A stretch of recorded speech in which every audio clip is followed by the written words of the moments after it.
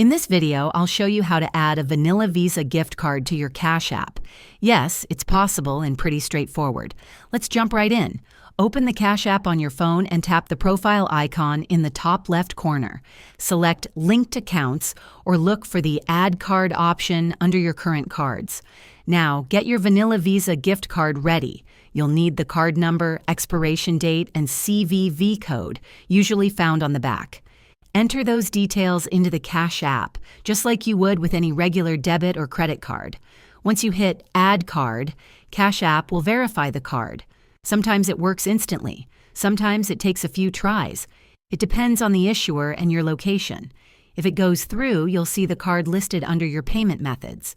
Now you can use it to send money, make purchases, or even withdraw from an ATM if supported. Quick tip: not all gift cards work the same way.